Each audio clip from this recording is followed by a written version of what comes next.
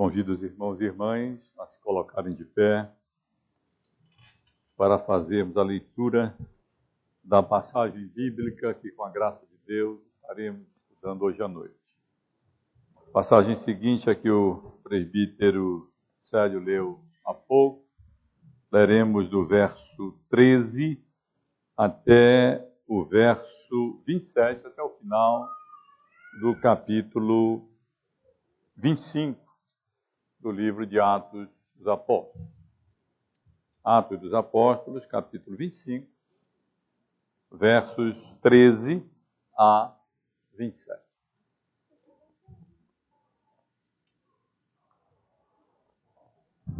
Diz assim, irmãos, essa porção da palavra do Senhor. Passados alguns dias, o rei Agripa e Berenice chegaram a Cesareia a fim de saudar a festa. Como se demorassem ali alguns dias, Festo expôs ao rei o caso de Paulo, dizendo: Félix deixou aqui preso certo homem, a respeito de quem os principais sacerdotes e os anciãos dos judeus apresentaram queixa, estando eu em Jerusalém, pedindo que o condenasse. A eles respondi que não é costume dos romanos condenar quem quer que seja, sem que o acusado tenha presentes os seus acusadores e possa defender-se da acusação. De sorte que, chegando eles aqui juntos, sem nenhuma demora, no dia seguinte, assentando-me no tribunal, determinei fosse trazido o homem. E levantando-se os acusadores, nenhum delito referiram dos crimes de que eu suspeitava. Traziam contra ele algumas questões referentes à sua própria religião e particularmente a certo morto chamado Jesus, que Paulo afirmava estar vivo. Estando eu perplexo quanto ao modo de investigar estas coisas, perguntei-lhe se queria ir a Jerusalém para ser ali julgado a respeito disso. Mas havendo Paulo apelado para que ficasse em custódia para o julgamento de César, ordenei que o acusado continuasse detido até que eu o enviasse a César. Então Agripa disse a Festo: eu também gostaria de ouvir este homem. Amanhã, respondeu ele, o ouvirá. De fato, no dia seguinte, vindo Agripa e Berenice com grande pompa, tendo eles entrado na audiência, juntamente com oficiais superiores e homens eminentes da cidade, Paulo foi trazido por ordem de Festo. Então disse Festo: Rei Agripa, e todos vós que estáis presentes conosco, vedes este homem, por causa de quem a multidão dos judeus recorreu a mim, tanto em Jerusalém como aqui, clamando que não convinha que ele vivesse mais? Porém eu achei que ele nada praticara passível de morte. Entretanto, tendo ele apelado para o imperador, resolvi mandá-lo ao imperador. Contudo, a respeito dele, nada tenho de positivo que escrever ao soberano. Por isso, eu o trouxe à vossa presença, e mormente a tua, ó rei Agripa, para que, feita a arguição, tenha eu alguma coisa que escrever. Porque não me parece razoável remeter um preso sem mencionar ao mesmo tempo as acusações que militam contra ele. Os irmãos podem sentar, mesmo assentados, vamos orar ao Senhor.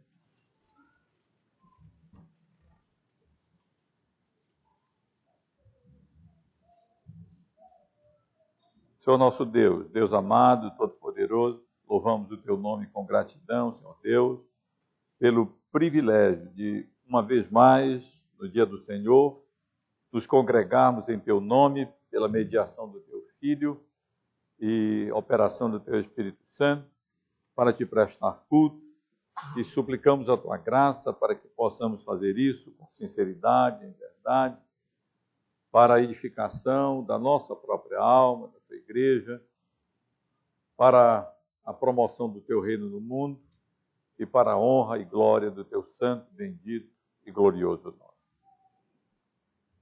Peço, Senhor Deus, que o Senhor nos abençoe nesse momento em que abrimos a tua palavra, inspirada pelo teu Espírito Santo, e procuramos nela instrução, compreensão e lições para vivermos a nossa própria vida à luz da tua palavra e para a tua própria honra e glória. Abençoa os irmãos que aqui se encontram. Tem misericórdia daqueles que, porventura, ainda não conheçam a graça salvadora do teu Filho e a ação regeneradora do teu Espírito Santo. E tem misericórdia de mim também, Senhor, a fim de que possa anunciar a tua palavra, expor a tua palavra com fidelidade, propriedade, graça, e possa extrair dela lições pertinentes, corretas, bíblicas, alicerçadas no texto, para a nossa edificação nesta noite. É o que nós te pedimos, Senhor Deus, em nome de Jesus, teu Filho, nosso Salvador bendito. Amém.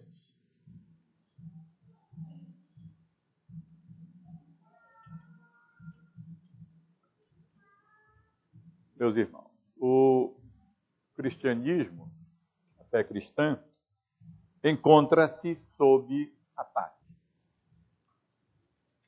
Todos nós percebemos isso. E não somente encontra-se sob ataque em países comunistas e de religião muçulmana, como seria de esperar, como, por exemplo, na China, na União Soviética, no Irã, no Iraque, mas também, para surpresa nossa, em países ocidentais tidos como países cristãos. A realidade é que a cultura ocidental, outrora predominantemente cristã, atualmente rejeita a fé cristã e rejeita especialmente a reivindicação da fé cristã de exclusividade no que diz respeito à salvação pela graça de Deus, mediante a obra redentora de Cristo na cruz somente. O pensamento pós-moderno, materialista, ocidental, contemporâneo, abomina a noção de verdade bíblica e ridiculariza de todas as maneiras o evangelho da graça salvadora de Cristo Jesus. Ensoberbecida com a sabedoria deste século, a cultura ocidental procura de todas as maneiras intimidar os crentes, sugerindo que eles não passam de pessoas fanáticas, ignorantes, retrógradas, que na realidade são danosas à sociedade moderna, progressista em que vivemos.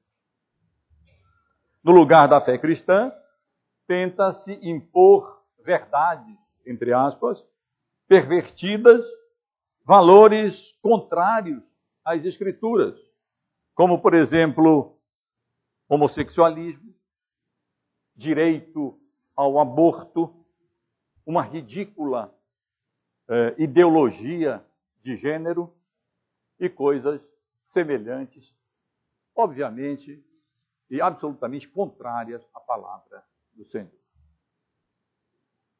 Como nós, crentes em Cristo Jesus, devemos reagir na cultura em que vivemos. Nos acovardando, nos omitindo, calando, nos adaptando às tendências atuais, modernas, nos refugiando em guetos evangélicos, ou sustentando e proclamando com fidelidade, com ousadia, com determinação, o Evangelho de Cristo em qualquer circunstância em que a providência de Deus nos coloque, independentemente das consequências que possam advir sobre nós. Irmãos, irmãs, essas questões não são novas. E creio que a passagem que li com os irmãos, que desejo considerar o mais brevemente possível hoje à noite, nos ajuda a responder essas questões. O exemplo de Paulo tem muito a nos ensinar com relação à nossa reação na cultura semi-pagã, quase pagã, ou mesmo pagã, em que nós agora estamos vivendo. Nos 12 primeiros versos desse capítulo, passagem que eu preguei no domingo passado aos irmãos, Lucas relata o julgamento do apóstolo Paulo perante Festo, poucos dias depois dele haver substituído o governador Félix como governador da província romana da Síria, onde estava localizada a Palestina e, consequentemente, a cidade de Jerusalém. O relato de Lucas, como vimos aqui semana passada, focaliza nem tanto o depoimento ou o testemunho de Paulo perante Festo, mas as circunstâncias em que Paulo apelou para que o seu processo fosse transferido para Roma e ele viesse a ser julgado pelo imperador e não ali em Cesareia, onde ele se encontrava. Pressionado pelos judeus, Festo não apenas se apressou a submeter o apóstolo a julgamento, como para agradá-los, ao invés de declarar a inocência do réu, do seu preso, o governador romano mostrou-se favorável a realizar um outro julgamento de Paulo lá em Jerusalém, reduto dos seus acusadores.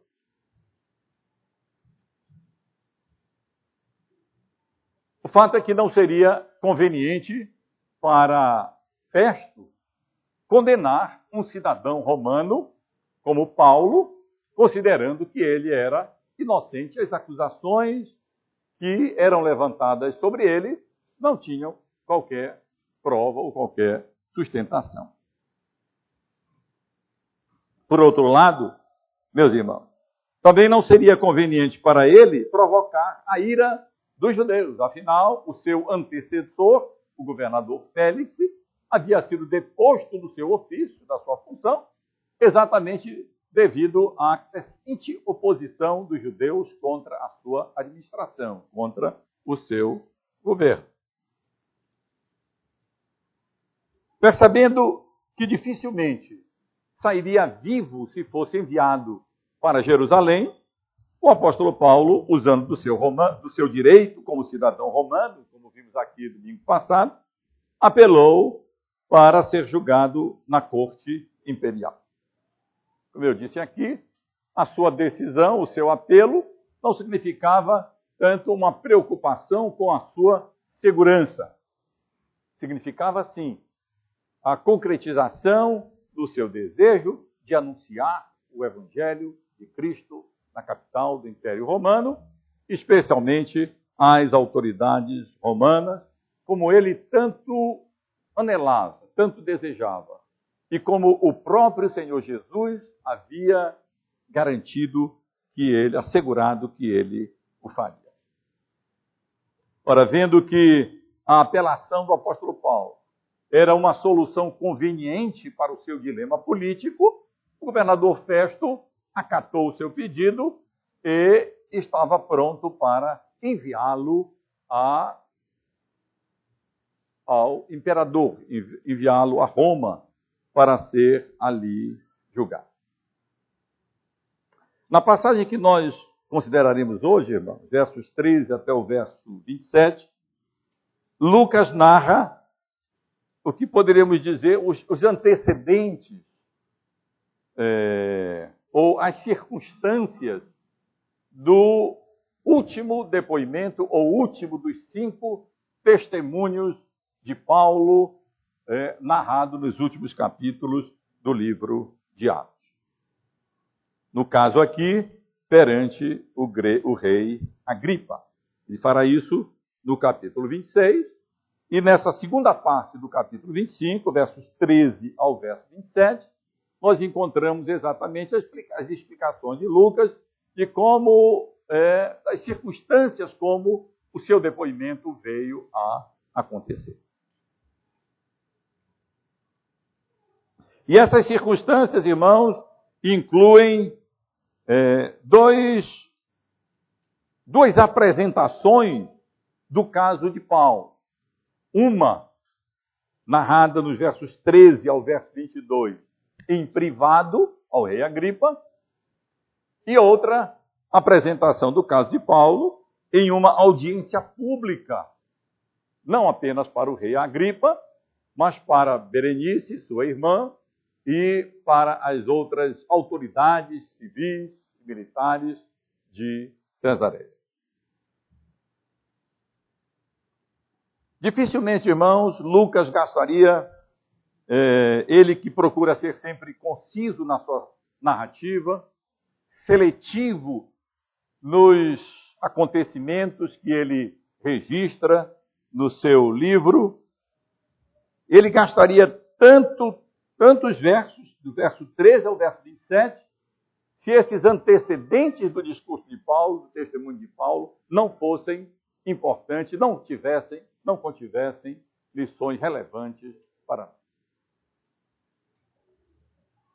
Portanto, eu convido os irmãos para considerarmos, ainda que brevemente, pretendo apenas fazer alguns comentários ou elucidar algumas informações com alguns dados históricos e focalizar algumas lições que desejo extrair do texto para nós. Então vamos considerar os dois relatos de Festo do caso de Paulo, primeiramente em privado para o rei Agripa. Diz Lucas que poucos dias depois do julgamento de Paulo perante Festo e da sua apelação a César, estando o apóstolo ainda sob custódia do governador, aguardando ser enviado para Roma, porque era um pouquinho mais difícil do que hoje em dia enviar alguém de Cesareia para Roma, né? Os aeroportos não funcionavam ainda, os navios não tinham mais ou menos a organização de hoje, então era preciso aguardar que tivesse um navio saindo de Cesareia, que fosse até Roma e assim por diante, para enviar para lá o apóstolo. E ele se encontrava em Cesareia, detido, sob custódia ainda do governador, aguardando ser enviado para lá. Só que quando ele estava aguardando, acontece de chegar a Cesareia o rei Agripa e sua irmã Berenice. Apenas alguma informação aos irmãos. Rei Agripa, aqui mencionado, é o rei Agripa II, o 7º e último rei da dinastia herodiana, ou seja, da dinastia dos Herodes. Ele era bisneto do rei Herodes o Grande, que havia perseguido o Senhor Jesus quando criança, e filho do rei Agripa I, responsável pela morte do apóstolo Tiago, registrada no capítulo 12 do livro de Atos. Quando o pai de Agripa II morreu, o rei Agripa I, ele era ainda muito novo, tinha 17 anos. E Roma considerou que não era apropriado que ele reinasse, assumisse o lugar do seu pai como rei de toda a Judéia. E então foi concedida a eles apenas uma pequena região ao norte e nordeste de Jerusalém, ou melhor, da Palestina, e algumas cidades da Galileia e Pérea. Mas apesar disso, com o tempo, ele acabou tendo autoridade para depor e para nomear os sumos sacerdotes do templo em Jerusalém. Então ele acabou se tornando uma pessoa importante. Assim, apesar de não ser de fato o rei de todo Israel, ele, sabendo que Festo havia assumido o governo da província romana, para lá foi, a Cesareia, numa visita de política, de cortesia, para então saudar o novo governador da região. Mas demorando-se ele ali algum tempo, Festo viu nisso uma oportunidade para solucionar um dilema em que ele se encontrava.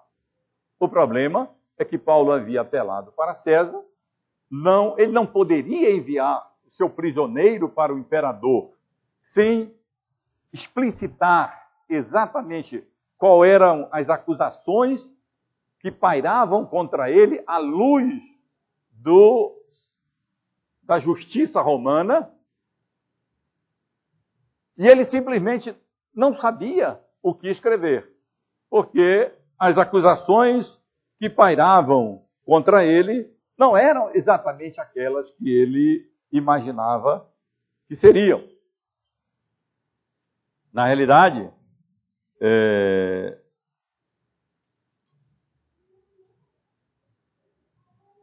aproveitando então a oportunidade, ele resolveu conversar com o rei Agripa, contar o caso, narrar o caso, e, sendo Agripa um conhecedor maior do que ele como um governador romano, dos costumes, das tradições e das leis judaicas, a esperança de que tivesse algum esclarecimento, alguma coisa que pudesse escrever para se enviar Paulo ao imperador.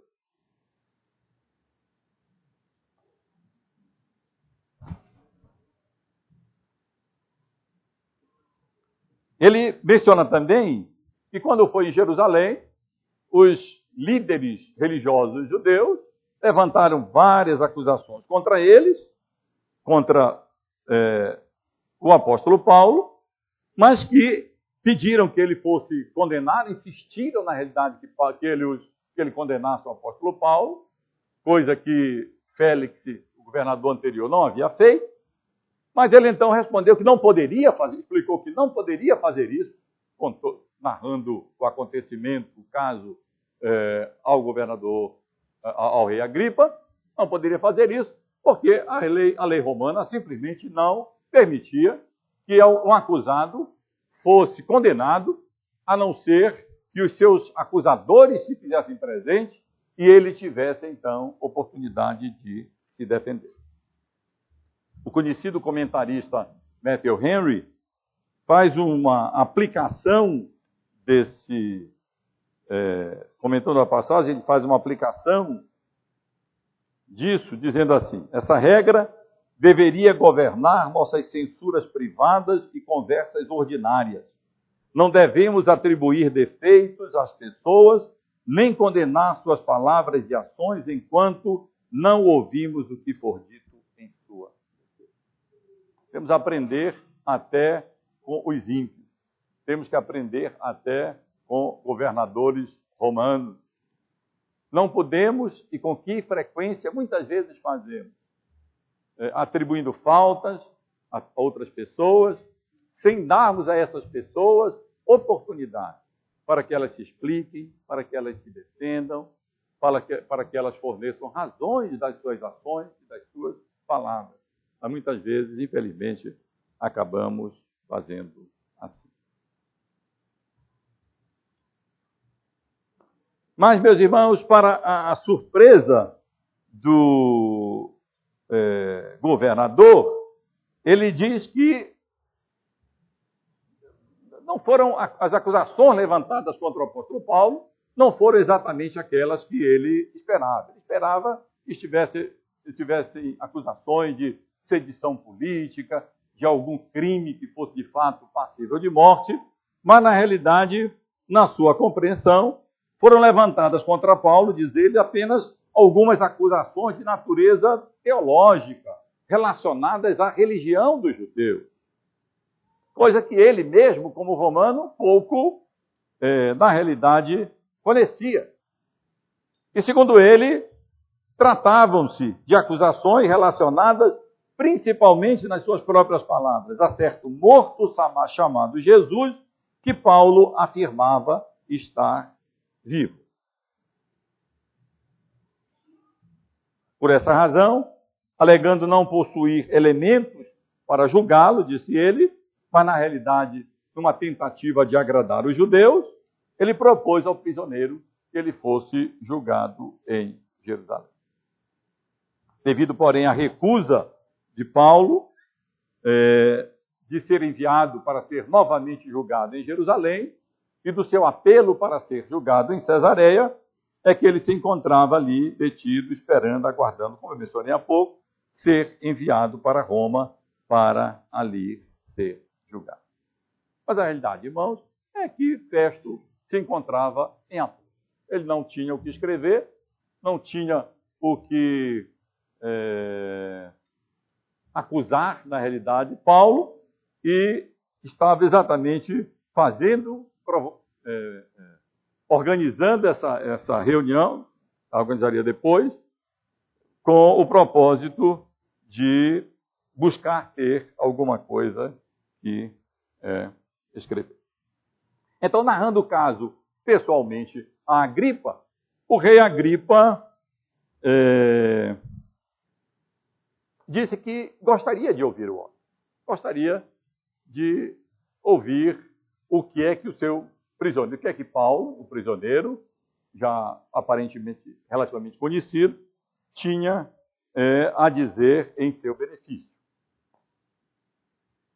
E então, Festo marca uma audiência pública para o dia seguinte, a fim de que então, não apenas Agripa formalmente pudesse ouvir o depoimento do apóstolo Paulo, mas as principais autoridades da cidade tivessem a oportunidade de ouvir também, e quem sabe poderiam ajudar Festo a elaborar melhor uma condenação para que pudesse acompanhar o seu prisioneiro até Roma. O relato de Lucas acerca das circunstâncias da audiência pública de Paulo perante o rei Agripa, como os irmãos podem perceber, inclui algumas informações acerca da composição da audiência, do clamor dos judeus contra o seu prisioneiro, do veredito de Festo, que considerava Paulo de fato inocente, e do propósito da audiência. A audiência foi marcada para o dia seguinte, de fato, verso 23. No dia seguinte, vindo Agripa e Berenice, com grande pompa, tendo eles entrado na audiência, juntamente com oficiais superiores e homens eminentes da cidade, Paulo foi trazido por ordem de Festo. O texto diz que, além de o rei Agripa e de Berenice, os principais líderes militares e civis de Cesareia ali se encontravam presentes para ouvir Paulo.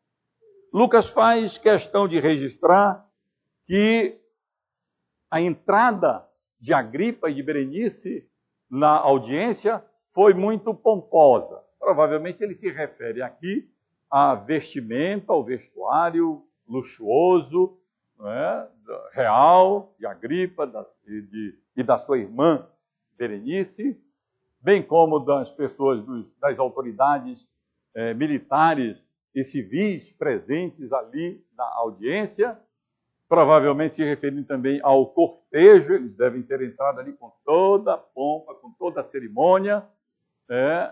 Mas, meus irmãos, é interessante notar que a linguagem de Lucas parece contrastar essa pompa das autoridades ali presentes com a condição do apóstolo Paulo entrando ali na audiência. Os irmãos podem imaginar todas aquelas autoridades presentes, as maiores autoridades da região e as pessoas mais importantes da região, da cidade, e o apóstolo Paulo ali entrando, vestido muito humildemente, acorrentado, pouco mais adiante nós teremos essa informação, e se a tradição corresponde à realidade, tratava-se de um homem de baixa estatura, calvo, estrábico, com grande nariz, pernas tortas, mas cheio de graça. E ali entrou, foi colocado no meio daquela audiência tão luxuosa, tão pomposa, de pessoas com tanta autoridade, mas a própria sintaxe, o próprio texto original de Lucas, ele dá a ênfase não naquelas autoridades, naqueles grandes homens e mulheres presentes, mas a ênfase dele é em Paulo. A realidade, irmãos, é que para qualquer outra pessoa, os personagens importantes ali eram o governador Romano Félix, eram as grandes autoridades militares presentes, era o rei Agripa e Berenice, sua irmã. Mas para Lucas e para os cristãos, o herói da história não é nenhum desses. É aquele baixinho, de nariz grande, de pernas tortas, calvo, mas cheio de graça, que foi trazido para aquela audiência. E o governador, então, introduz o caso de Paulo aos presentes, dizendo que toda a multidão dos judeus, na verdade um exagero, não foi toda a multidão de judeus que havia pedido a acusação de Paulo, mas a informação correspondia ao espírito. Na realidade, os judeus em geral tinham grande animosidade contra o apóstolo Paulo e haviam exigido a sua condenação. Mas, como vimos, ele não poderia fazer isso sem que ele fosse julgado, mas ainda que julgado, ele não havia discernido nenhum motivo para que fosse condenado. E agora estava com um problema nas mãos. O que fazer? Não posso condená-lo, porque se trata de um cidadão romano. E se eu o condenar, estarei em apuros com a corte imperial. Mas se eu soltá-lo, também estarei em dificuldade, uma vez que os judeus em geral odiavam terrivelmente aquele homem, e se ele fizesse isso, muito provavelmente haveria um levante e ele poderia antever que aconteceria a ele a mesma coisa que aconteceu ao seu antecessor, isto é, seria deposto da sua função. E assim, meus irmãos, no final desses versos, eu apenas mencionei aos irmãos rapidamente, o Festus deixa claro a sua dificuldade, dizendo, porque não me parece razoável remeter um preso sem mencionar ao mesmo tempo as acusações que militam contra ele. Na verdade, quando ele diz não me parece razoável, ele está dizendo seria um absurdo ou seria impensável eu enviar para César um prisioneiro, sem explicar exatamente quais as acusações, sustentadas à luz da legislação romana, que militam contra esse homem.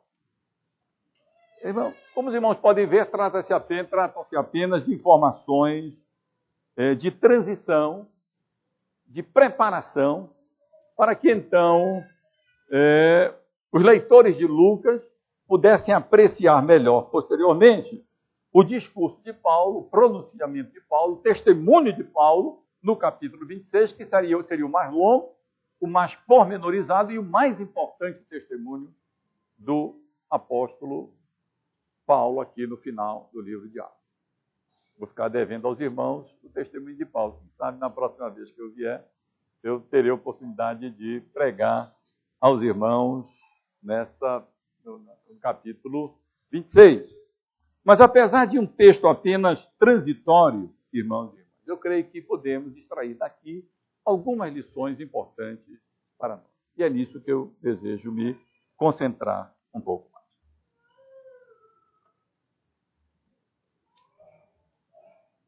A primeira lição que eu gostaria de destacar para os irmãos, de respeito ao contraste entre a futilidade da pompa e do poder humanos com o valor eterno do Evangelho de Cristo Jesus. O relato de Lucas, como eu disse, ressalta claramente esse contraste. Aos olhos humanos, Paulo era um prisioneiro insignificante. Diante de uma audiência poderosa, majestosa, cheia de pompa. Da perspectiva divina, porém, meus irmãos, ele é o grande herói da história. E apesar da sua insignificância e daquela audiência poderosa e pomposa, o apóstolo Paulo não se deixa intimidar ou acovardar. Ele confunde os poderosos deste século. Tão contundente, meus irmãos, será o testemunho de Paulo perante aquela audiência registrada por Lucas no capítulo 26, que no final do seu discurso, o próprio rei Agripa reagirá dizendo: por pouco me persuades a me tornar cristão. E o apóstolo Paulo, por sua vez, a usar uma gíria antiga, não perde parado, né? E retruca: assim Deus permitisse que por pouco ou por muito, não apenas tu, ó rei, porém todos os que hoje me ouvem se tornassem tais qual eu sou, exceto por estas. A explicação, meus irmãos, para o poder e ousadia do apóstolo Paulo, em uma circunstância tão intimidadora como aquela, se coloquem no lugar de Paulo. Se coloquem numa audiência pública perante um rei, um governador romano, as maiores autoridades, com várias acusações pairando sobre ele, e ele sendo colocado ali, toda a sua insignificância. Ainda assim, meus irmãos, ele manifesta ousadia, poder e não se deixa intimidar. E a explicação para o poder e ousadia de Paulo, em uma circunstância tão intimidadora como essa, não se encontra, certamente, meus irmãos, meramente na sua personalidade forte, e sim na sua confiança, na graça e no poder de Cristo. Em todos os seus testemunhos, perante as várias autoridades às quais ele foi levado, civis, militares e religiosos. Em última instância, irmãos, não é Paulo quem fala, e sim o Senhor Jesus mediante o seu Espírito. Como o próprio Jesus havia prometido. Em Mateus, no capítulo 10, versos 18 a 20, ele disse aos seus discípulos: por minha causa sereis levados à presença de governadores e de reis, para lhes servir de testemunho a eles e aos gentios. E quando vos entregarem, não cuideis em como ou que haver de falar, porque naquela hora vos será concedido, o que haver de dizer, visto que não sois vós os que falais, mas o Espírito de vosso Pai é quem fala. É uma promessa confortadora, irmãos, essa de Jesus para os seus discípulos. Se por amor a Cristo e como consequência da nossa fidelidade ao Senhor Jesus, nós formos levados à autoridade e pairarem contra nós acusações injustas, temos a promessa de que nós não precisamos nos preocupar com o que nós havemos de dizer, porque o próprio Espírito Santo colocará na nossa boca, nos nossos lábios, as palavras que devem ser proferidas, de modo que não seremos intimidados pela pompa, pela autoridade do mundo, e sim, Deus nos dará graça para sermos ousados perante eles. A realidade, irmãos e irmãs, é que a pompa e o poder do rei Agripa e das demais autoridades presentes à audiência de Paulo eram absolutamente efêmeros, enquanto o evangelho de Cristo, anunciado por Paulo, continua vivo e tem poder eterno. Como nota um conhecido comentarista cristão reformado, F.F. Bruce, a maioria das pessoas que atualmente conhece alguma coisa sobre Agripa, Berenice e Festo, os conhece como pessoas que cruzaram brevemente o caminho de Paulo e o ouviram falar palavras que poderiam lhes ter trazido muitas bênçãos se eles tivessem acatado seriamente o que ele lhes disse. Quem conhece alguma coisa sobre Agripa, sobre o governador Festo e as demais autoridades pomposas ali presentes hoje, senão aqueles que leem a Bíblia e os conhecem apenas porque eles cruzaram um dia o caminho do apóstolo Paulo na história. A mesma coisa pode ser dita acerca do Império Romano, que não existe mais. Todo o seu poder passou. Toda a autoridade dos seus governadores não existe mais. Entretanto, o reino de Cristo continua crescendo, se espalhando por toda a terra, apesar de toda a oposição que se levanta contra ele. Que o Senhor da igreja, meus irmãos, nos conceda graça para que, ao invés de nos intimidarmos e nos acovardarmos em situações semelhantes a essas, tenhamos coragem para sustentar com firmeza o Evangelho de Cristo e proclamá-lo com ousadia a tempo e fora de tempo, para o bem daqueles que nos ouvem e para a honra e para a glória do nome do nosso Senhor. Dificilmente alguém aqui vai ser levado à presença de reis e autoridades maiores. Mas que Deus nos dê graça, pelo menos, para não nos deixarmos intimidar perante aqueles que nos cercam, colegas de trabalho, colegas de estudo e algumas autoridades menores, mas nos dê ousadia para testemunharmos de Cristo perante qualquer pessoa diante da qual o Senhor nos coloca. Em segundo lugar, meus irmãos, desejo sublinhar o reconhecimento público da inocência do apóstolo Paulo. Apesar de todas as acusações levantadas contra ele. Não obstante toda a animosidade, terrível animosidade dos judeus contra o apóstolo Paulo. De todos os julgamentos a que ele foi submetido, fica absolutamente evidente que ele não havia cometido nenhum crime, nem contra Roma, nem contra a lei judaica. Nem o Sinédrio, nem os tribunais romanos conseguiram comprovar nenhuma das acusações levantadas contra ele. Consequentemente, irmãos, o governador Cláudio Lísias, o comandante Cláudio Lísias, aquele que havia preso o apóstolo Paulo, o governador Festo e o próprio rei Agripa são unânimes em declarar a sua inocência.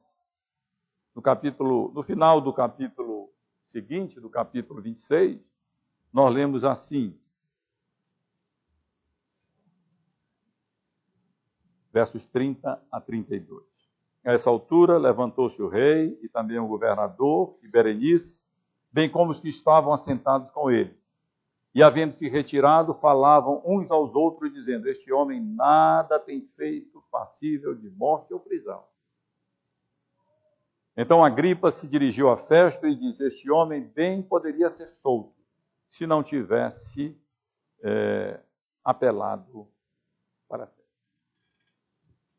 Isso é importante, irmãos, ou seja, a declaração, o reconhecimento generalizado da inocência do apóstolo Paulo. Porque quando Lucas escreveu o livro de Atos, Paulo se encontrava preso em Roma, aguardando ser julgado ao imperador.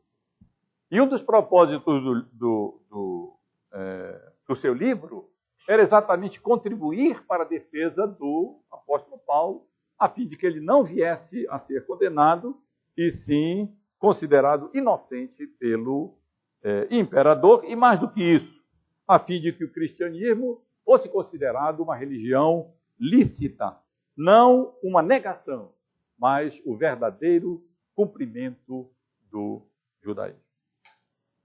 E aqui também temos essa lição. Assim como Paulo, não devemos sofrer por causa das nossas próprias faltas.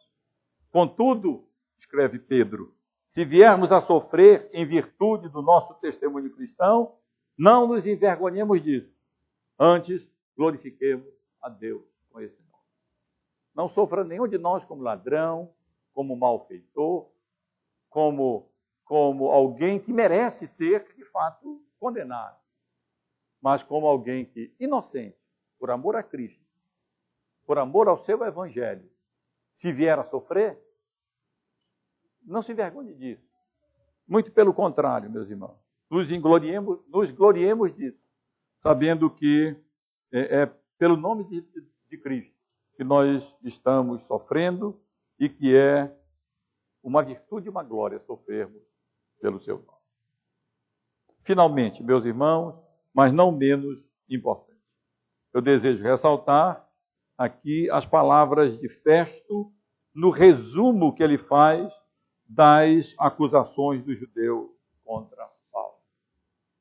Disse ele: na minha compreensão, são questões referentes à sua própria religião, verso 19, e particularmente a certo morto chamado Jesus, que Paulo afirmava estar vivo.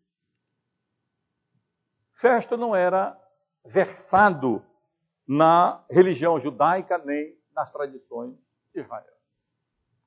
Como um romano recém-chegado à região, ele não conhecia a Torá, ele não estava familiarizado com o que vinha acontecendo, não conhecia certamente bem as tradições, os costumes judaicos, tinha dificuldade, que ele mesmo reconheceu, até de saber formular uma acusação contra o apóstolo Paulo para enviar ao imperador. Apesar disso, a percepção dele estava correta.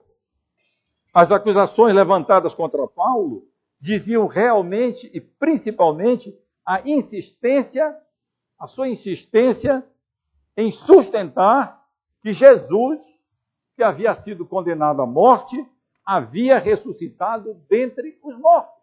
Ele estava perfeitamente certo. Esse era o cerne da questão.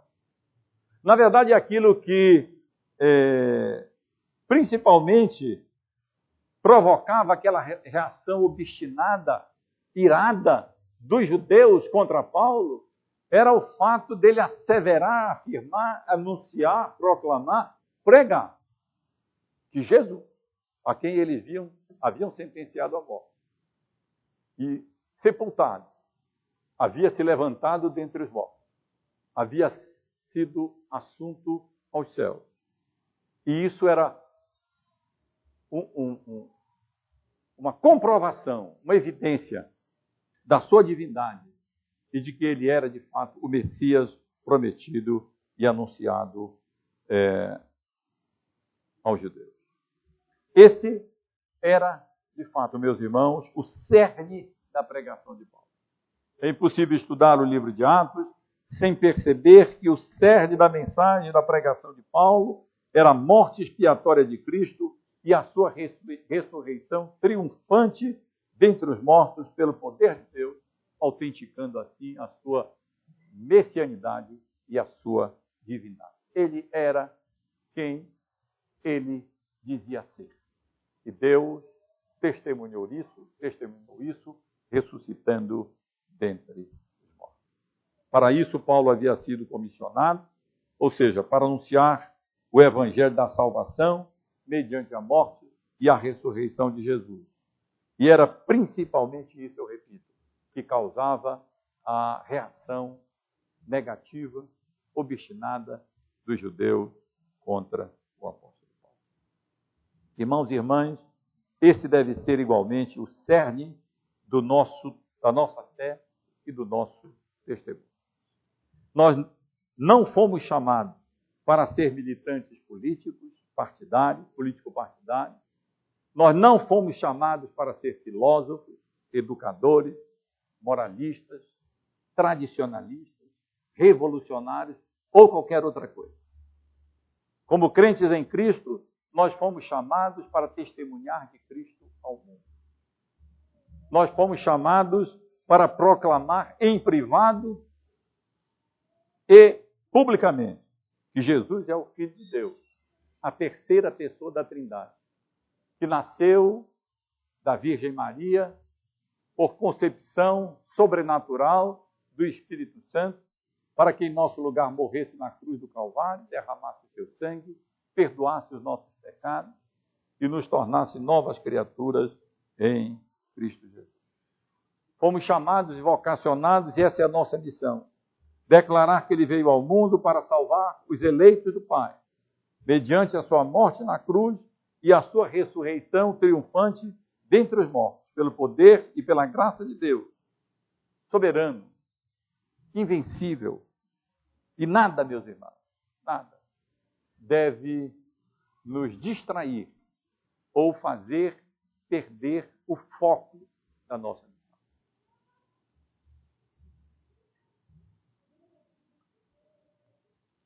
Na Europa, nos Estados Unidos, existem muitas igrejas, templos cristãos, lindos, históricos, vazios, sem nenhum significado. Perderam completamente a sua relevância, porque perderam de vista a sua missão, que é anunciar ao mundo o Evangelho do Senhor Jesus.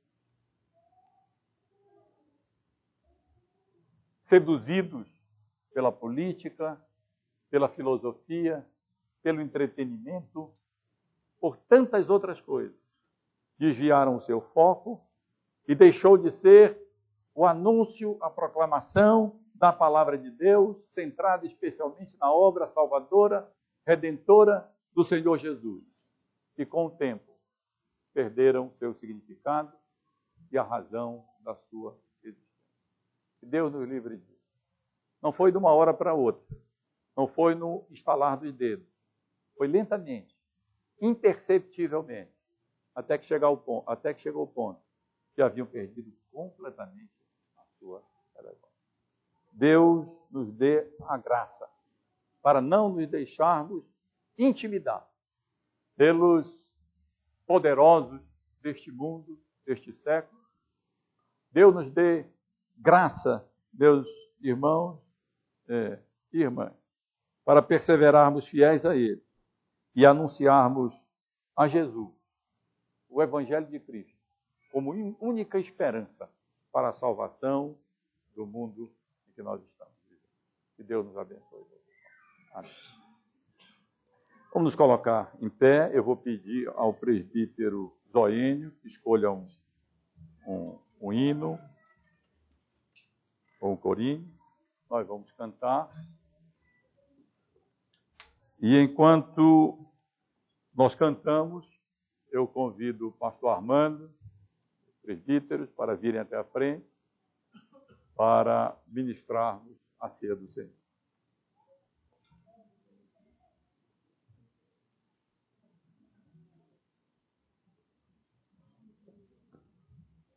Inário número 287.